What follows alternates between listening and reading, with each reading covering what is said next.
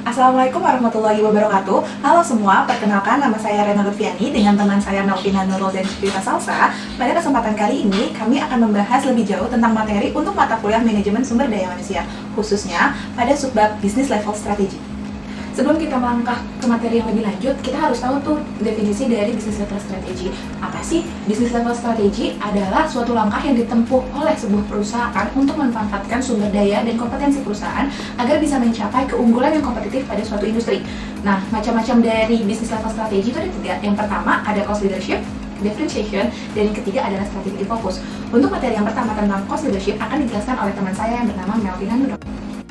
Strategi yang pertama adalah strategi cost leadership atau kepemimpinan biaya. Strategi ini adalah strategi yang menekankan pada upaya memproduksi produk standar dengan biaya per unit yang sangat rendah.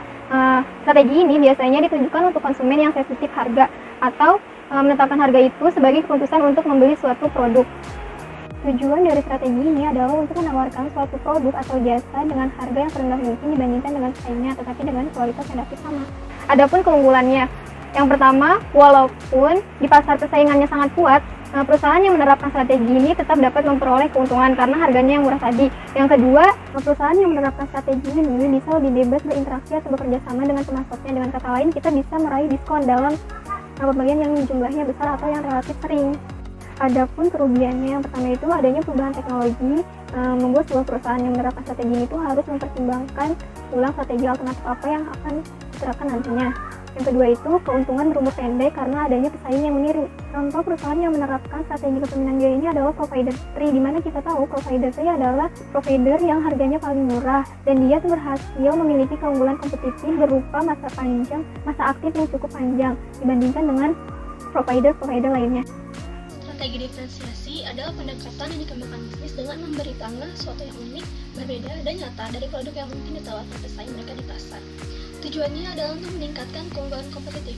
Bisnis biasanya akan mencapai ini dengan menganalisis kekuatan dan kelemahannya, kebutuhan pelanggannya, dan nilai keseluruhan yang dapat mereka berikan. Lalu, apa yang menjadi pembeda antara produk kita dengan produk lainnya? Yang pertama itu manfaatnya. Nilai apa yang bisa didapatkan pelanggan bila menggunakan produk Anda dibandingkan dengan produk kompetitor? Yang kedua, desainnya. Apakah produk Anda memiliki desain berbeda dan membedakan dari yang lain? Dan yang ketiga itu harga. Apakah harga produk Anda lebih rendah atau lebih tinggi dari produk pesaing? Yang keempat itu kualitasnya. Apakah produk Anda memiliki mutu lebih baik daripada produk pesaing Anda? Yang terakhir itu pelayanan pelanggannya. Dengan cara mengumpulkan tim pelayanan pelanggan yang profesional agar mendapatkan reputasi yang responsif terhadap kebutuhan permintaan dan ide pelanggan. Salah satu contoh produk diferensiasi yaitu Love Brilliant Planet Shampoo. Merupakan sebuah hair product yang menggunakan produk alami 100% vegan yang hampir seluruh bahannya berasal dari certified sustainable source. Perusahaan sengaja merancang produk kondisionernya dengan teknologi cepat melas yang berkualitas tinggi yang bertujuan untuk menghemat penggunaan air setiap kali dipakai. Tidak hanya itu, botolnya pun terbuat dari 100% plastik daur ulang yang tentu saja dapat di-recycle kembali. Dengan mengedepankan manfaat, kualitas, desain, dan harga yang sebanding itulah Brilliant Planet sukses menerapkan strategi diferensiasi pada produknya dan tentu saja dibandingkan dengan brand produk sebelumnya. Yang ketiga ada strategi fokus. Strategi fokus ini didesain untuk menyediakan produk ataupun jasa yang memenuhi kebutuhan di pasar tertentu. Nah, contoh di strategi fokus ini saya mengambil brand dari Lamborghini. Lamborghini ini adalah suatu brand yang memproduksi mobil-mobil sport dan mobil SUV Italia. Strategi fokus pada brand Lamborghini ini dikhususkan bagi orang-orang yang mempunyai income yang tinggi dan gaya hidup yang tinggi. Dari brand Lamborghini ini yang pertama adalah mengikuti ajang pameran otomotif seperti Indonesia International Motor Show. Yang kedua dengan mengiklankan di beberapa media seperti majalah First Class ataupun majalah bisnis yang bergengsi.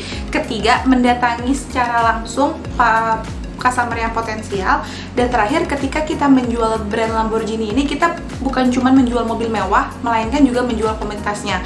Ketika kita menjual komunitas, berarti customer itu akan mendapatkan networking yang jauh lebih luas. Kelebihan dari strategi fokus ada 3. Yang pertama adalah aman terhadap buyers. Yang kedua, tidak adanya barang substitute karena produk yang dihasilkan unik. Yang ketiga adalah brand loyalty.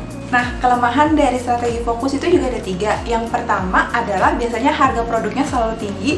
Yang kedua, jika preferensi pelanggan berubah, maka susah untuk mencari segmen pasar yang terbaru. Yang terakhir adalah lemahnya terhadap supplier, karena biasanya orang-orang membeli produk tersebut dengan volume yang kecil. Sekian penjelasan dari kami, kurang lebihnya mohon maaf. Sampai berjumpa pada materi selanjutnya.